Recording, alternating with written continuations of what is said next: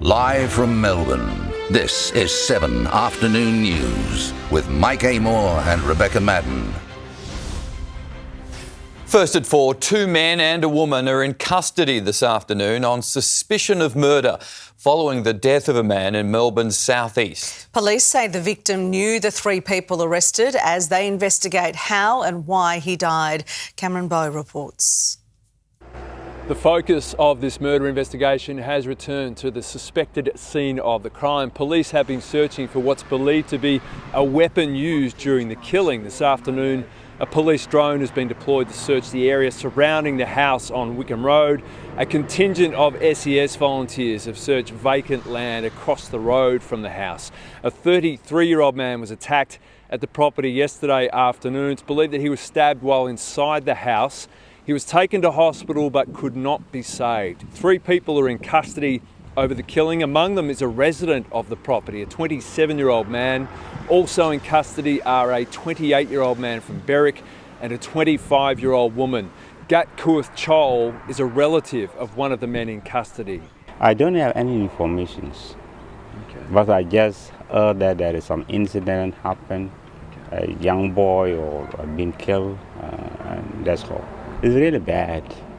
It's heartbreaking for the parent who lose a child, and also it's heartbreaking for the parent who will see their child that has spent long time in prisons. Neighbours say rowdy gatherings have become a regular event at this property. It follows another fatal stabbing at Hampton East, just a few hundred metres away and just a few weeks ago. There'll be a landmark inquiry into women's pain amid concerns half the population is receiving biased medical treatment. Early research suggests 40% of women live with chronic pain and have had negative experiences with the health system because they're not taken seriously. We know as a government that women are often not believed when they seek medical help for their pain, or they're told that it's just normal. Medical research and the evidence that informs treatment protocols has been based on the study of men and men's bodies. That is a fact. The government will accept submissions from patients and doctors, and we'll have more on this story later in the bulletin. The state opposition is defending its decision to withdraw support for a treaty with Indigenous Victorians, despite strong criticism from the government. The Liberals and Nationals say their new position is a result of consultation with the community and businesses. The opposition leader says the Voice debate was traumatic for many Victorians and he wouldn't want that repeated during treaty discussions. There has been bipartisan support all the way through this process. This is a giant U-turn from John Pizzuto and the Liberal Party, and it's certainly not been discussed with the Indigenous community, who are now left to pick up the pieces from this decision. I respect the views of others who think that the treaty is the best way to go, but I just want to be upfront with the Victorian people that I don't believe that's the right way to go. I think we need to work so much harder at addressing the real issues around educational attainment, health outcomes, mental health outcomes, out-of-home care for people at risk. These are real things that require urgent attention, but we're not seeing it happen in this state. The First Peoples Assembly says it's disappointed but not surprised by the opposition's announcement. Cricket Australia is at the centre of fierce debate over the date of our national holiday. The term Australia Day will only be mentioned in passing during the Gabba test on January 26. Sally Guite explains. Good afternoon. Well, Cricket Australia has weighed in on the debate surrounding January 26, choosing to omit using the term Australia Day during an upcoming test match here in Brisbane. Australia's men's team take on the West Indies at the Gabba from Thursday, with day 2 of the match to fall on the public holiday, set to be marked in passing by the ground announcer. Much like the day itself, the decision is dividing opinion. The New South Wales Premier hoping cricket authorities will rethink the call. Although they're great cricketers and they're wonderful officials, the vast majority of Australians want Australia Day. We need to stop looking for areas in which we can be outraged. I think it's an important day for Australia, and I certainly will be participating in all the events. I think Australia Day is more like Invasion Day, to be honest. I think just the history behind it. Personally, I don't agree with that. I think, it's Australia Day, it's, you want to play cricket, but to keep the politics out of cricket. It was a controversial move by Cricket Australia to stage the match on the public holiday. Way back in May, when the scheduling was announced, two high-profile Indigenous stars, Ash Gardner and Scott Boland, voiced concerns about the decision. Cricket Australia says they want to acknowledge the day means different things to different people, encouraging all to enjoy the cricket while being inclusive and respectful of each other. Casual workers are having trouble transitioning to permanent work, according to new data from the Bureau of Statistics. There are 2.7 million casual workers nationwide, but almost 500,000 would prefer to be permanent, earning more than $11 less on average each hour. Unions say employers are rorting the system by making it harder for casuals who would prefer secure work. 5% only of them have been able to get their jobs turned into permanent jobs. This is a crisis. The government is expected this year to pass new laws giving casual employees greater powers. The cost of living will dominate government crisis talks on Wednesday as Anthony Albanese recalls all his MPs to Canberra 2 weeks early. But as Ben Downey reports, the opposition is labelling the meeting political theatre. To the tune of nearly $500,000 by the opposition's calculation for normal travel allowances for MPs and staff to have this meeting before Parliament sits. Energy prices will be one of the cost of living focuses of this meeting, with the Albanese government striking deals with energy giants like Woodside to put more gas into the market to stop shortfalls and bill spikes. The difficulty for the government is providing relief without fueling inflation, something certain to spark internal party debate about, with the controversial Stage 3 tax cuts on the horizon. Whatever the subject, the opposition says it's a stunt. I don't think it's a very good look, Anthony Albanese, to bring your entire backbench to Canberra at great cost, line up of white cars at the airport to pick them up, line up of white cars at the lodge dropping them off for the party that evening. Come on, get a grip. Well, that's nonsense, of course. Ministers are here already this week. We were here last week.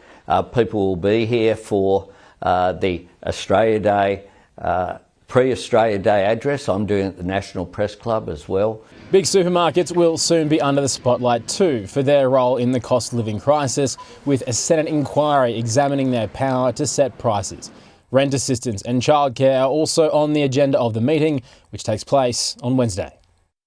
One of the nation's most infamous crooked cops, former detective Rogerson, has died days after suffering a stroke in jail. But not everyone is grieving, as Chris Reason reports.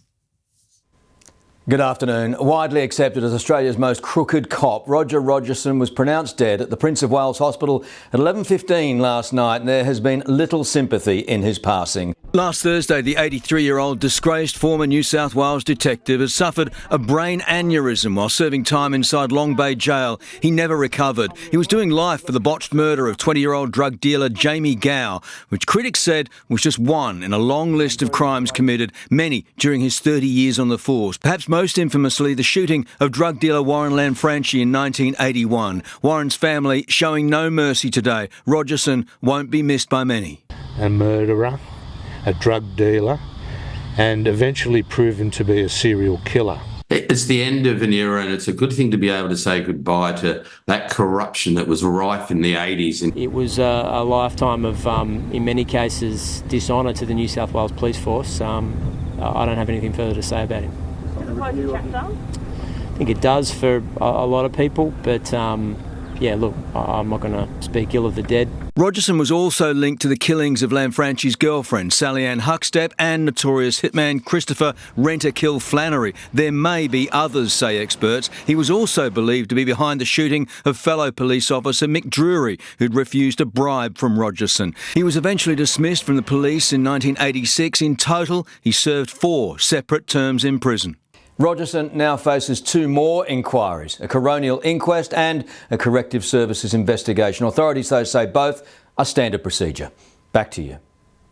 A car has crashed into a plane at a major airport. That story is coming up next. Also, a plea for help to catch 2 sex creeps after an attack in Melbourne's northeast. The push for a parental leave shake-up to give dads more time with their children. And later, meet the Melbourne boy striving to achieve his Australian Open dream. You're watching 7's Afternoon News. Please stay with us.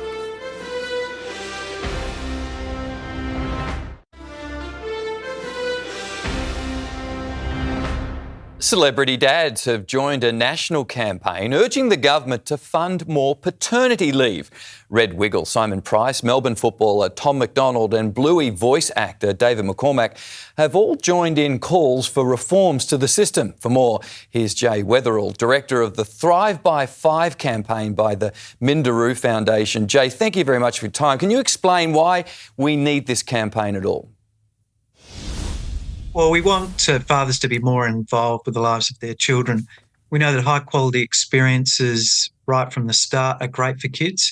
And if there's more than one parent that's engaged in that, that's all the better for the child. It also means that we start to share the caring responsibilities at home, which is obviously great for the family and ultimately really good for the relationship between the father and their child.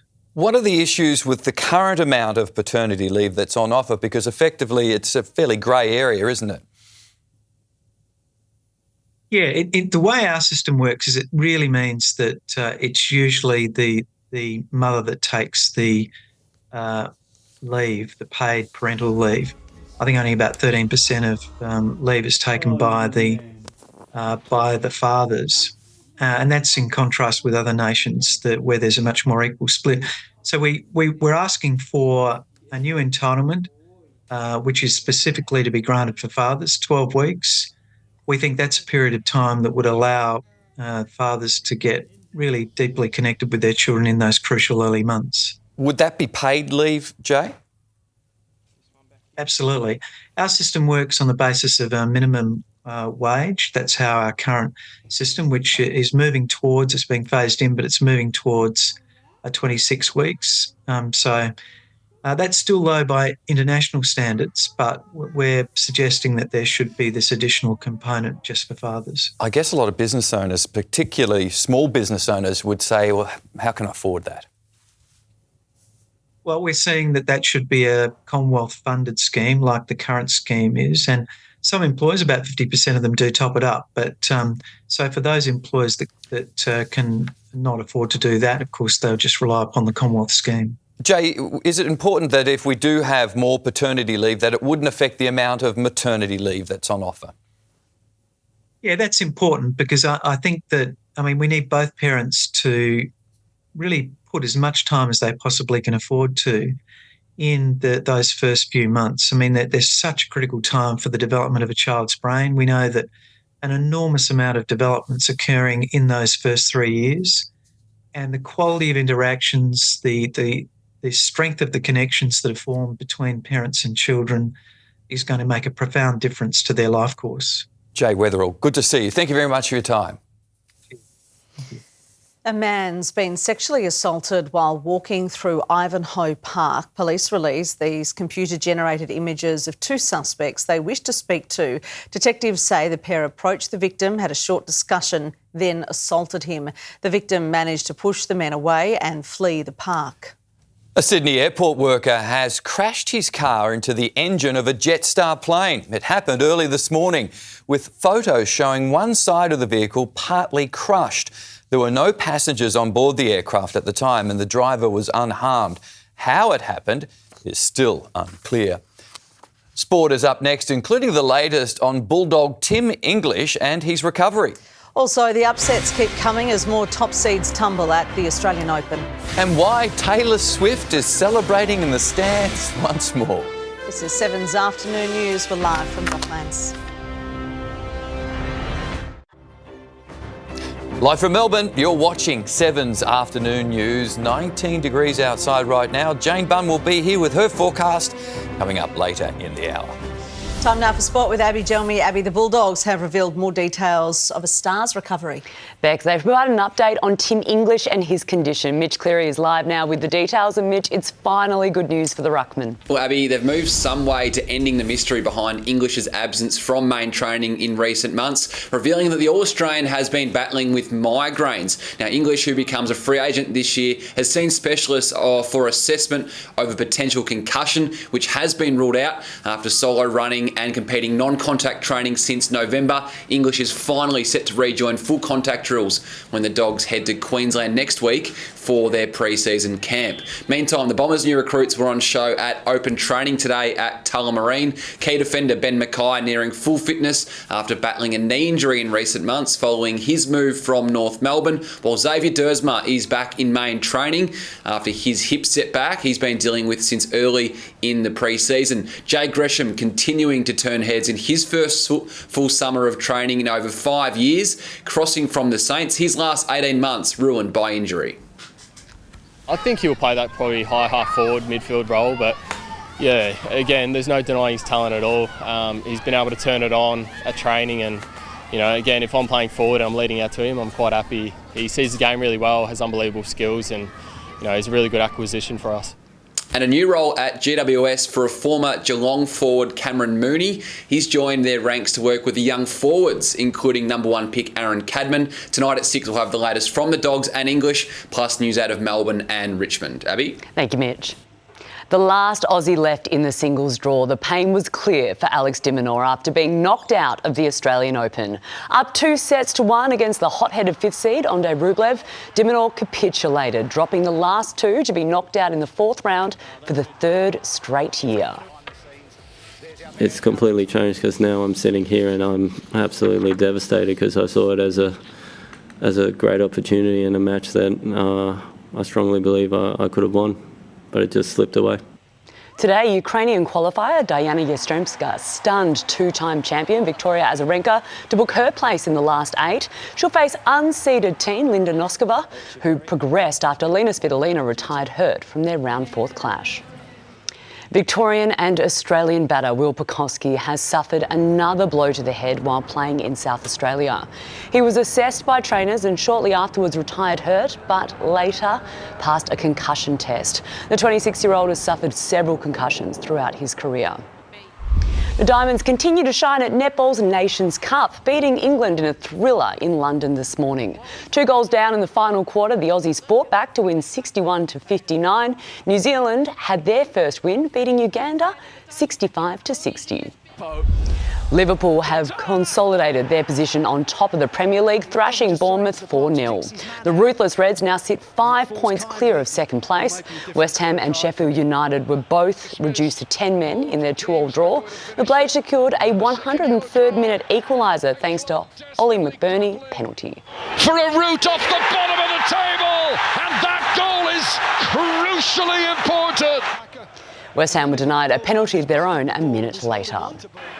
And 2 touchdowns by Travis Kelce had girlfriend Taylor Swift celebrating and brother Jason chugging beers as the Kansas City Chief recorded a 3-point win over the Buffalo Bills. Wide open! Kelce has the touchdown! The Chiefs are shooting for back-to-back Super Bowls. Meanwhile, the Detroit Lions beat the Tampa Bay Buccaneers to advance to their best playoff performance since 1957. Do you think Jason thought, I'm going to have to take my shirt off here to get any attention? Yeah, well, that bloke shouldn't have taken his shirt off. What's he thinking? He's a star. He's a star in his own right. He gets away with it, I think. OK, if you say so. Thank you. Calls for action to address dual disputes on the docks. That is coming up next. Also, closing the gender pain gap, why women will no longer have to suffer in silence. A new clue in the hunt for underworld grave robbers. A new health battle for Fergie as the Royals are hit with another health shock. And how you can buy the ultimate garden ornament for your backyard. We're back in just a couple of minutes.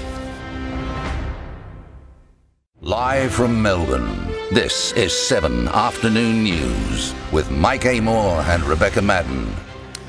Welcome back. There's an urgent call for the state government to step in and resolve dual disputes on the docks. Two separate actions are causing long delays in unloading cargo at Melbourne's port. Pro-Palestine protesters continue to block access to an Israeli-owned ship, accusing the company of carrying weapons to Gaza. It comes as the Maritime Union continues strike action at the DP World depot.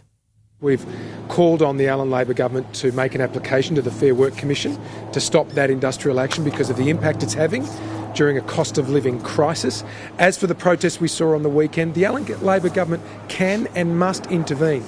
And if that means going and seeking orders from the Supreme Court, it should do so. It's claimed the actions are costing the economy millions of dollars.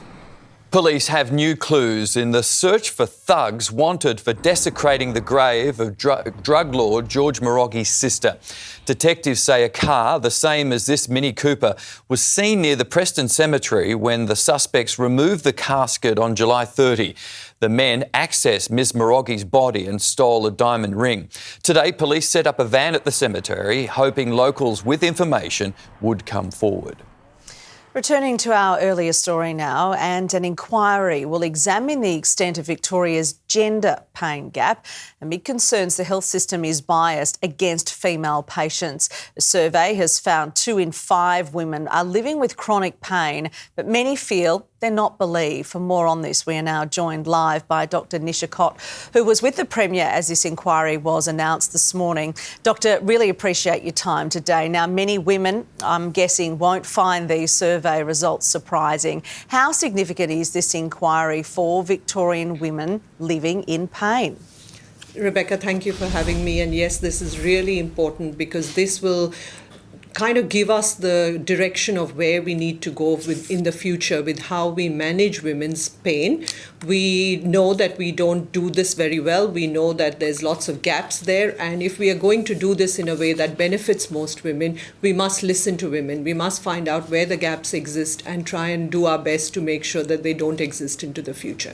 Dr Kott, what sort of conditions cause the highest levels of pain? What are we talking about here? So the most common one that you will have heard and most women will have heard will be endometriosis, which is the one that is implicated in most causes of pain. There are other causes as well. There are procedures, simple procedures like having contraception. The best contraceptive that women can use is something called an IUD or something that goes inside the uterus. And just inserting that IUD can be painful for many women. And addressing this, we have not done very well in the past.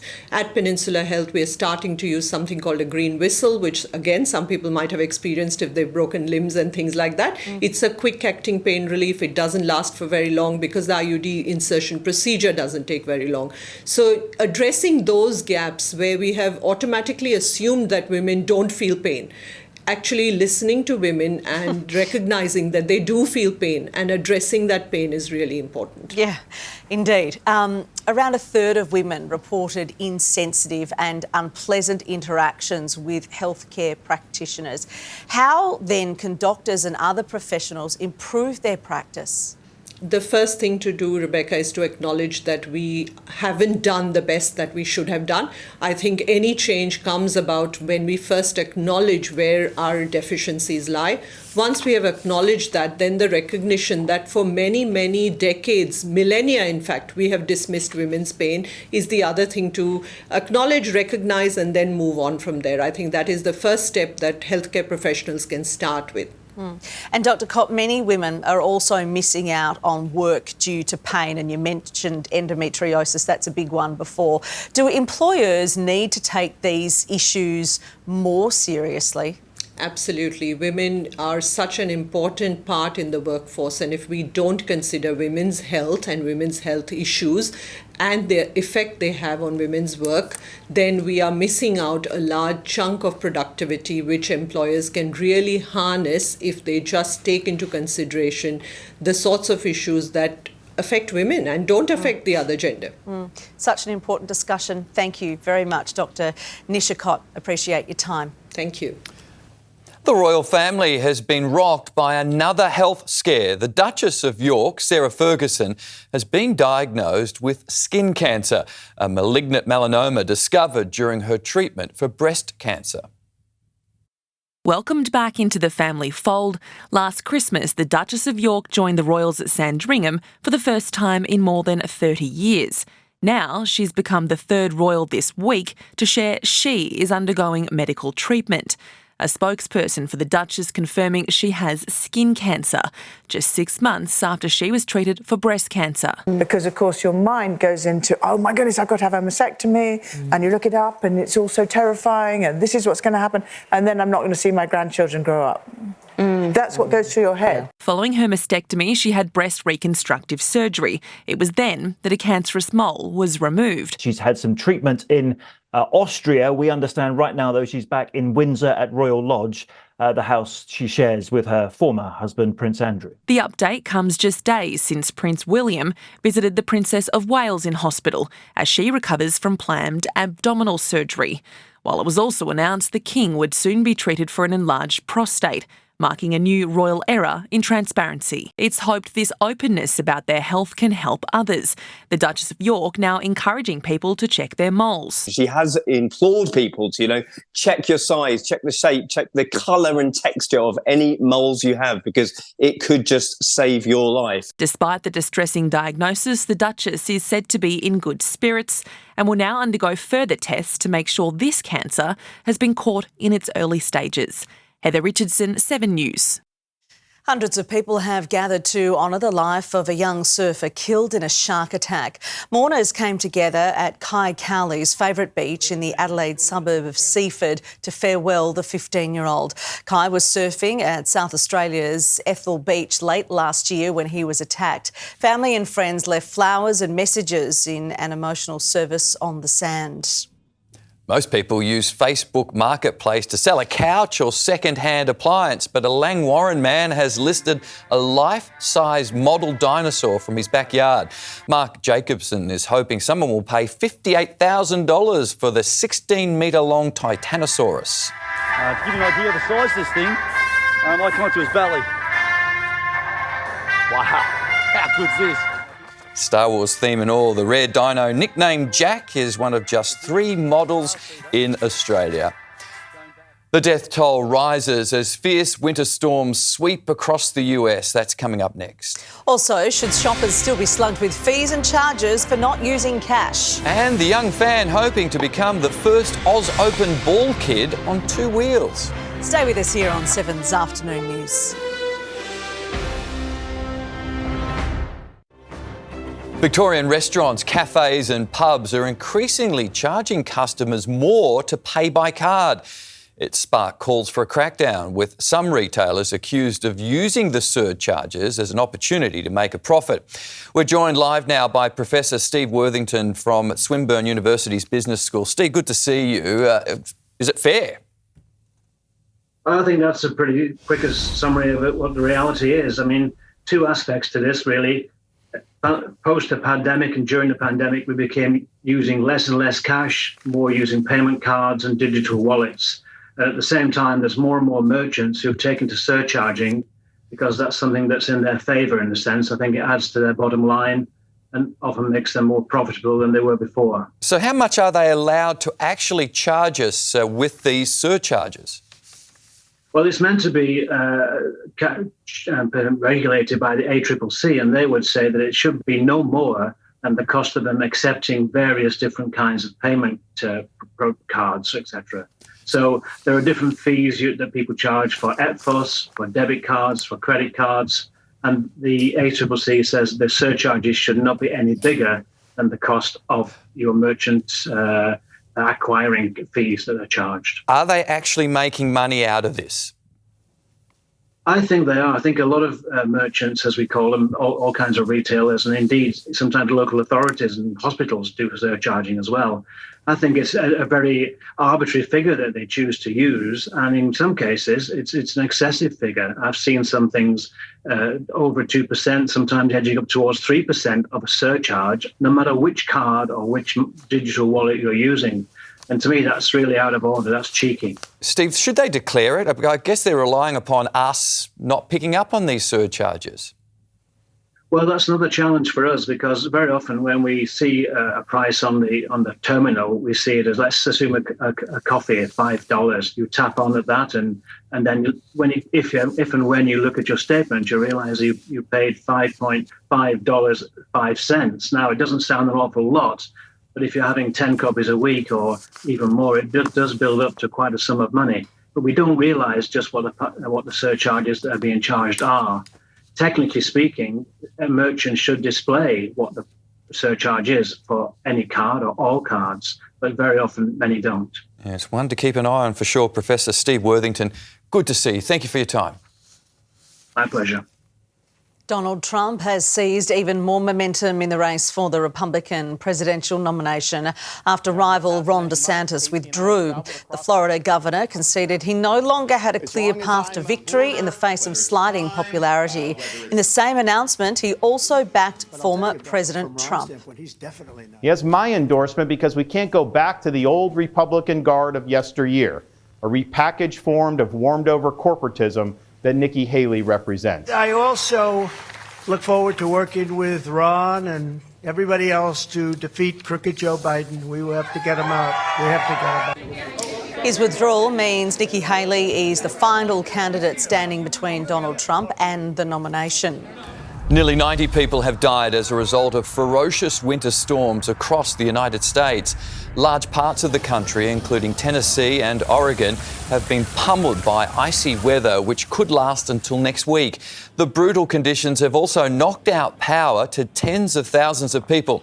Snowfalls of up to 88 centimetres have created treacherous driving conditions and kept emergency declarations in place. A volcanic eruption has forced thousands of people to evacuate their homes in Indonesia. Lava travelled up to 2 kilometres as clouds of ash blanketed several villages. Residents near the crater's mouth have been told to stay at least 7 kilometres away. Ukraine has issued an urgent request for a shipment of Australian thermal coal. Kyiv is pleading with the Albanese government to match a similar shipment sent in 2022. Ukraine's energy minister says another delivery is crucial as the nation faces major blackouts from Russian attacks on energy infrastructure. A shipment of this size would cost taxpayers $30 million. Australia's first wheelchair ball kid has hit the court coinciding with the Australian Open. He is part of a pilot program using specially designed technology that may help kids with a disability achieve their dreams. Here's Kate Massey. Well, it's a dream for many junior tennis players to be involved at the Australian Open as ball kids. I'm joined with Sunny, who's hoping to be the first wheelchair ball kid. Sunny, talk us through the program that you're involved in at the moment to help you get there. Oh, well, yeah, thanks to MasterCard, I've been able to be the first ever wheelchair ball kid. So without them, this probably wouldn't be happening right now. I'm finding the program really fun, and all the other ball kids are really encouraging to me. And my coach, Diana, she is helping me with the drills, and if there's any drills that's harder for me in my wheelchair, she finds a way around it and makes sure I can do the same drills as the standing up ball kids.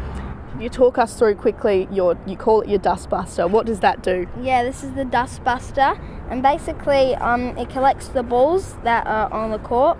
So basically the balls go in this end, and the reason there's holes in there is so you can slide them out when you need them.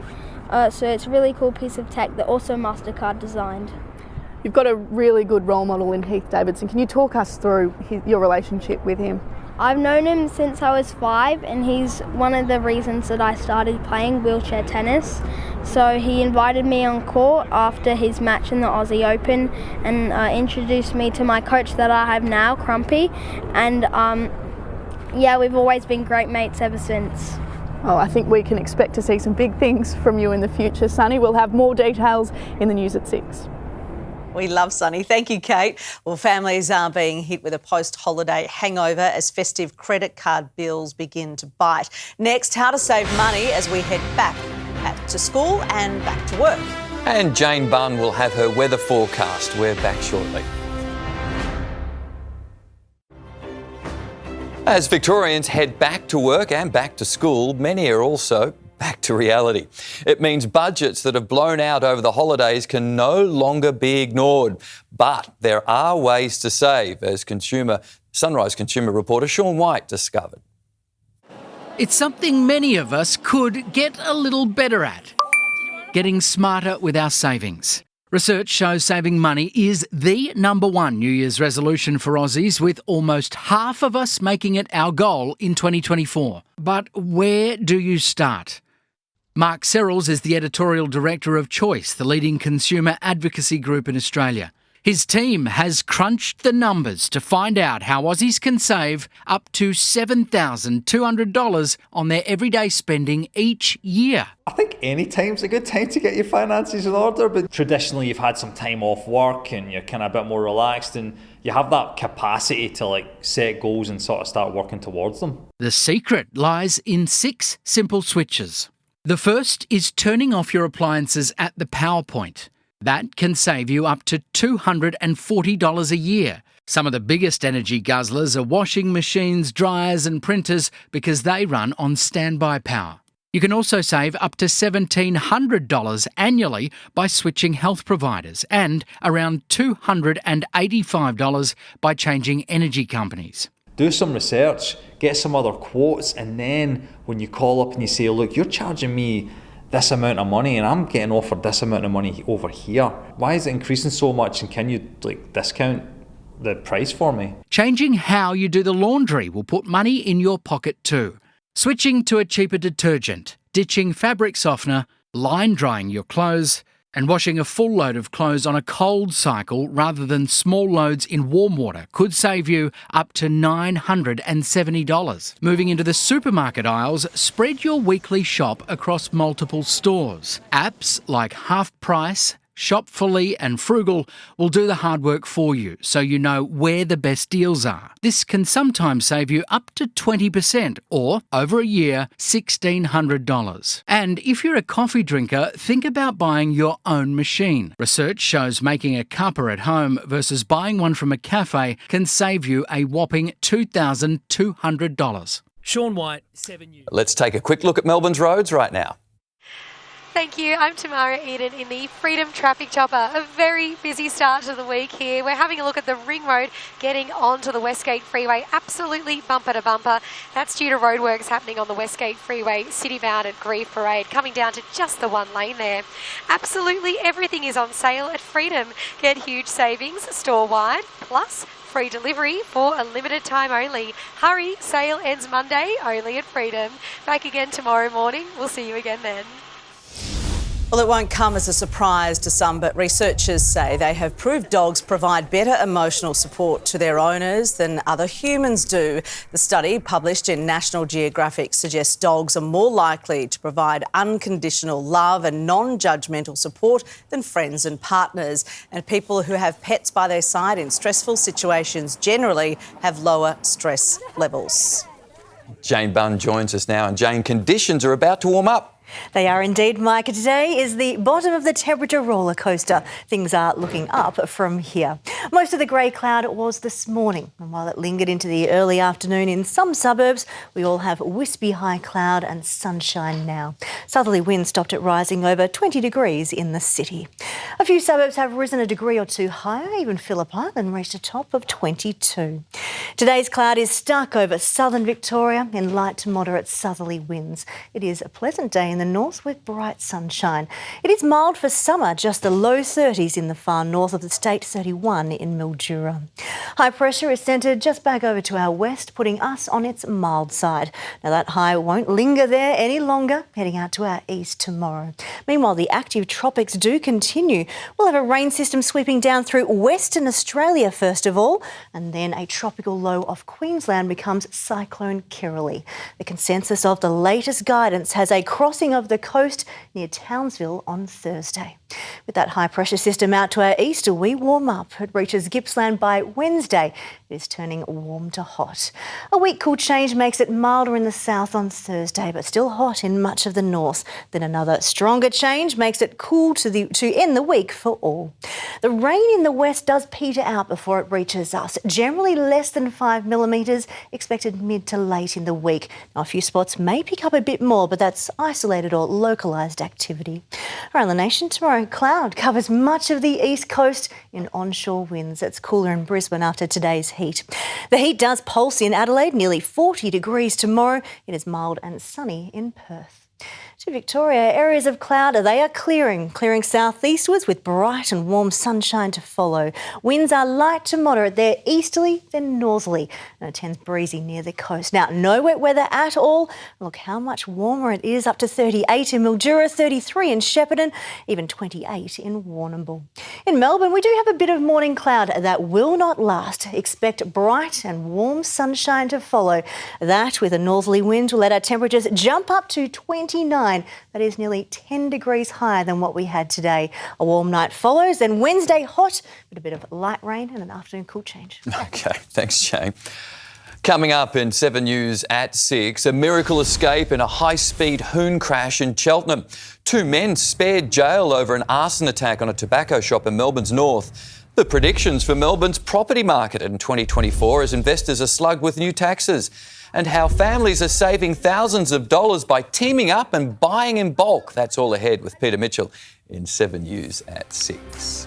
And that is all from Melbourne's afternoon news. Thank you very much for joining us. For now, from the 7 News team, enjoy the rest of your afternoon.